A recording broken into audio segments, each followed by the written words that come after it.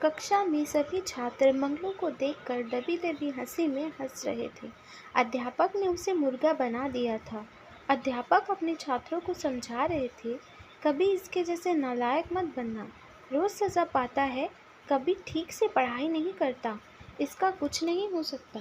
हर बार समझाता हूँ, फिर भी गलती करता है। हिंदी जैसे विषय में भी गलती करता है। अब इसका कुछ नहीं हो सकता।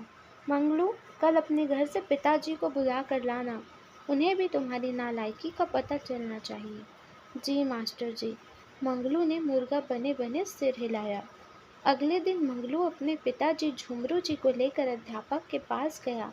वहाँ पर पहले से ही उसकी कक्षा के अन्य छात्र सोनू के पिताजी श्रीकांत जी अध्यापक के पास बैठे हुए थे। अध्यापक सोनू की बहुत तारीफ कर रहे थे। कितना लायक बच्चा है, ज़रा सा बताता हूँ, पूरा पाठ याद कर लेता है।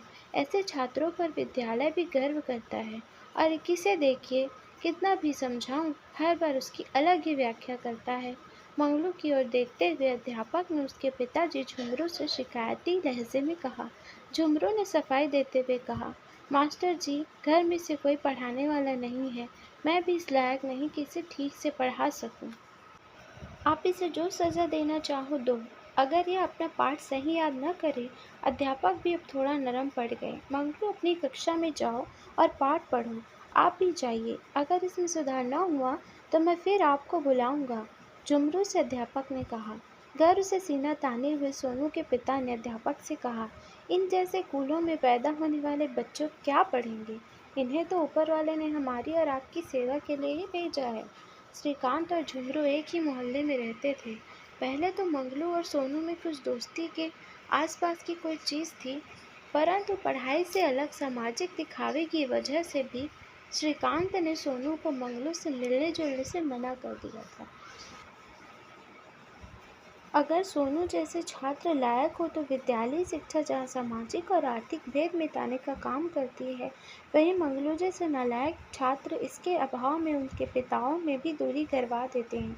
खासकर अगर कोई झुमरू की तरह गरीबी और सामाजिक भेदभाव जैसे मजबूत दुश्मनों का सताया हुआ हो, जिन्हें श्रीकांत जैसे कुल अभिमानी अपने दकियानुसी परंपराओं में घिरे हुए लोग इन दुश्मनों को और भी पालते पोसते रहते हैं ताकि कोई उनसे निरंतर उनके बराबर न आ जाए। जहाँ सोनू अपनी ईश्वरी प्रदत्त अच्छी अक्ल और अपने विशेष कुल में जन्म की वजह से दिनों दिन विद्यालयी शिक्षा में मजबूती से कम होता जा रहा था, वहीं मंगलू विद्यालयी शिक्षा में बिना किसी उचित मार्गदर्शन और उस पर भी समाज द्वारा बनाए हुए उच्च कुल और निम्न कुल के तमगे का बोझ उठाते हुए विद्यालयी शिक्षा में जैसे तैसे उत्तीर्ण होता जा रहा था। दोनों ही सभ्य समाज द्वारा दिए हुए लायक और नालायक वर्गीकरण में रहने के आदी होते जा रहे थे। प्रकृति भी किसी मानव निर्मित बनावटी हथियार जैसे उच्च और नीच कुल, मान मर्यादा, सामाजिक भेदभाव में नहीं झांकती, पर तो अपने बनाए हुए जीवों, चाहे मानव या कोई और, सभी पर समान धूप, पानी, हवा, जमी, आकाश रूपी स्नेह की निरंतर बरसात करती है। ऊपर वाले का शुक्र है, ऊंचा कुल, ताकत, पैसा, रुतबा, पाखंड जैसे मानव निर्मित बनावटी हथियार, धूप, हवा और आकाश, इन पर अपना अधिकार जमाने में अभी तक कामयाब नहीं हो पाए हैं। अपवाद स्वरूप प्रकृति द्वारा दिए हुए जमीन और पानी जैसे अनमोल उपहारों पर इन बनावटी हथियारों की आड़ में निरंतर कब्जा किया जा रहा है। 10-12 बसंत गुजरने के बाद सोनू और मंगलू युवा हुए तो अपने अपने भाग्य का निर्माण कर चुके थे। जहाँ सोनू अपनी योग्यता से अधिक पिता के विशेष संबंधों द्वारा विदेश में अपने सपने पूरे करने चला गया, वहीं मंगलू अपने पिता की तरह रोज़ कुआं खोदकर रोज़ पानी पीने वाले संघर्ष के लिए सज था। बहुत ढूंढने पर भी उसे कोई जमाया काम नहीं मिला। एक दिन झुमरू ने कहा, तेरी जैसी नालायक औलाद से मुझे यही उम्मीद थी। न तो ढंग से पढ़ सका, न ही कोई ढंग का काम पा सका। मंगलू तो ऐसे शब्दों का आदी था। इन्हीं शब्दों में तो उसकी परवरिश हुई थी। उसे कोई असर न पड़ा। अम्मा, मुझे भोजन परोस दो, बहुत भूख लगी है, अपनी अम्मा से कहने लगा। अम्मा ने झट से भोजन परोस दिया। किसी भी माँ की नज़र में उसकी औलाद हमेशा लायक होती है। मंगलू की ढाल अब उसके साथ थी, इसलिए झुमरू ने वहाँ से दूर होने में ही भलाई समझी। कुछ समय बाद एक दिन श्रीकांत की धर्मपत्नी माया की मोहल्ले के बाहर एक मोटर से दुर्घटना हो गई। वह खून से लथपथ सड़क पर गिरी हुई थी। भीड़ देखकर मंगलू वहां पहुंच गया। वह उन्हें पहचान गया। उसने तुरंत श्रीकांत जी को घर जाकर खबर कर दी। उन दोनों ने फौरन एक रिक्शा में उन्हें बिठाया और पास के अस्पताल में लेकर चले गए। शायद श्रीकांत जी का रुतबा और विशेष गुण उस दिन छुट्टी पर थे, तभी वह मंगलू की मदद लेने सहमत थे। मंगलू ने श्रीकांत से कहा, अंकल, अगर कुछ अस्पताल का कोई काम हो तो बता देना, मैं कर दूंगा। जब तक श्रीकांत की पत्नी को होश न आया, वह आसपास ही टहलता रहा। उसके वहां रहने से श्रीकांत की हिम्मत भी कुछ बढ़ी हुई थी। कुछ समय बाद श्रीकांत की पत्नी ठीक होकर घर पर आ गई। उन्हें झुमरू की सेवा और मदद के बारे में पता चल चुका था, इसलिए दोनों पति पत्नी मंगलू के घर धन्यवाद करने गए। वहां उन्हें झुमरू की आवाज़ आई। झुमरू मंगलू पर रोज़ की तरह भड़क रहा था। तेरी जैसी नालायक औलाद किसी दुश्मन को भी न दे, तो किसी काम का नहीं है। सोनू को देख, विदेश में कितनी बढ़िया नौकरी कर रहा है। मंगलू अपने चिर परिचित अंदाज में मुंह लटका कर खड़ा था।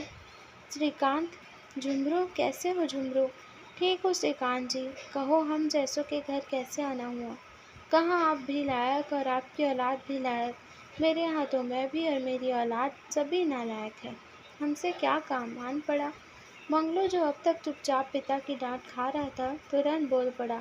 पिताजी घर आए मेहमान से कैसे बात करते हैं, यह भी भूल गए क्या? पिता कभी अपनी विफलता पर नहीं रोता। अगर औलाद विफल हो जाए तो उसका गुबार वह हर उस चीज़ पर निकलता है जो भी उसकी औलाद के विफल होने में सहायक होती है। झुमरू का मिजाज आज गर्म था, इसलिए स्थिति भांपते हुए माया ने मोर्चा संभाला और मंगलू की माँ से कहा, बहन जी, मंगलू न होता तो मैं सही समय पर अस्पताल ना पहुँच पाती। बड़ा ही नेक बच्चा है। अस्पताल में इसने हमारी बहुत सेवा की है। माया ने आगे बताया कैसे मंगलू ने दुर्घटना के समय उसकी मदद की थी, इसलिए वह मंगलू का शुक्रिया अदा करने आए थे। झुमरू माया को सुनकर थोड़ा सहज तो गया था। उसने श्रीकांत जी की ओर देखकर कहा, ये नालायक कितना भी नहीं करेगा तो इसका आदमी का जन्म बेकार होगा।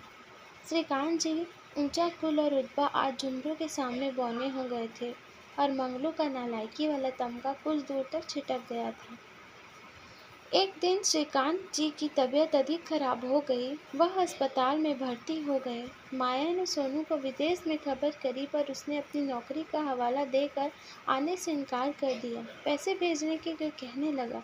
श्रीकांत ने माया से फ़ोन लेकर कहा, नहीं चाहिए तेरे पैसे, अपने पास रख, और फ़ोन काट दिया। माँ बाप का कलेजा अपने औलाद को देखकर बढ़ता है, न कि उसकी दौलत को देखकर। मंगलू और झुमरू श्रीकांत जी से मिलने अस्पताल में गए। हाल चाल लिया और जाने लगे। जाते हुए झुमरू ने मंगलू से कहा, नालायक, अंकल का ध्यान रखना और कुछ छीन लेते रहना। बहन जी, इस नालायक को कुछ भी काम बेझिझक बता देना। माया से कहा। मंगलू दिन रात श्रीकांत और माया की सेवा करता, जिससे उनके बुरे दिन जल्दी कटने लगे। मंगलू की सेवा भाव देखकर श्रीकांत आज सोच में पड़ गए कि मेरी लायक औलाद बात नहीं मानती और नालायक औलाद बाप की बात मानती है। इधर सोनू भी अपने पिता द्वारा फ़ोन काटे जाने के बाद अपने पिता के पास जाने के लिए छटपटाने लगा। उसने तुरंत फ्लाइट द्वारा अपने देश में पहुंचना ज़्यादा ज़रूरी समझा। वह कुछ दिन बाद अपने पिता के पास पहुंच गया। उसके पिता भी अस्पताल में ही थे। वहाँ मंगलू भी अपने पिता के साथ बैठा था। सोनू, पापा कैसे हो? रुआसा होकर बोला। श्रीकांत, नौकरी से फुर्सत मिल गई मेरी औलाद को। श्रीकांत जी उसे देखकर अंदर से खुश थे, पर बाहर से जाहिर नहीं कर रहे थे। माया भी श्रीकांत के गुस्से का ढोंग कर रही थी, इसलिए वह भी मौन थी। मंगलू ने माहौल को संभालते हुए कहा, अंकल, आप सोनू पर गुस्सा मत होइए। यह जाते वक्त मुझसे बोल कर गया था, मेरे पीछे मेरे माता पिता का ध्यान रखना। आपकी दुख तकलीफ यह मुझसे फ़ोन द्वारा लेता रहता है। आपको इसकी और मेरी दोस्ती पसंद नहीं थी, इसलिए आपके सामने हम कभी नहीं मिलते थे। विद्यालय में यह मेरा सबसे अच्छा दोस्त था और आज भी है, जबकि इन दोनों की दोस्ती की पोल खुल चुकी थी। सोनू ने आगे बताया, मंगलू, मैंने तेरी पेंटिंग विदेश में कई बार चित्रकारों को दिखाई है, जिनमें से कई तेरी पेंटिंग से बहुत प्रभावित हुए हैं। तुझे जल्दी ही कोई नया पेंटिंग बनाने का ऑफ़र मिलने वाला है। तेरी नालायकी वाला तमगा इस्तीफ़ा देने वाला है। एक ने तो अपने साथ काम करने की पेशगी भी दी है। उसे एक पैसों का चेक भी थमा दिया। सामाजिक भेदभाव, दकियानूसी, पाखंड, ऊंचा नीचा, कुल रुतबा, गरीबी और नालायक का लिबास आज इन सब की गाढ़ी दोस्ती और प्यार के सामने भिन्न हो चुके थे, जिनके साक्षी झुमरू और श्रीकांत दोनों ही थे। जिस दोस्ती के लिए श्रीकांत जी मना करते थे, आज अपने बेटे की उसी दोस्ती पर उन्हें नाज हो रहा था। श्रीकांत जी ने सोनू को गले लगाते हुए कहा, मैं तो बनावटी ऊंचे कुल की दुहाई देता रहा। तूने तो ऊंचे कुल का असली काम क्या होता है, यह विदेश में जाकर भी दिखा दिया। झुमरू भी श्रीकांत की ओर कृतज्ञ होकर देखकर बोले, साहब हमसे कुछ जाने अनजाने में आपके प्रति अपशब्द निकले हों तो क्षमा कर देना। श्रीकांत जी ने कहा, इसमें तुम्हारी कोई गलती नहीं है। जब हमारी दकियानूसी और पोली विचारधाराओं ने कांटे वाले पेड़ पाले हैं, तो हाथ में कांटा चुभने का डर तो बना ही रहेगा। श्रीकांत जी ने कहा, नालायक, जाकर मिठाई लेकर आ, आज खुशी का दिन है। अब मंगलू भी किसी से कम नहीं रहा। यह सुनते ही जब सोनू जाने लगा, तब माया ने माहौल को थोड़ा हल्का किया और कहा, यहाँ तो दो नालायक बैठे हैं, आप किस नालायक से कह रहे हैं? माया की बात सुनकर श्रीकांत, झुमरू, सोनू और मंगलू सभी जोर जोर से ठहाके लगाने लगे।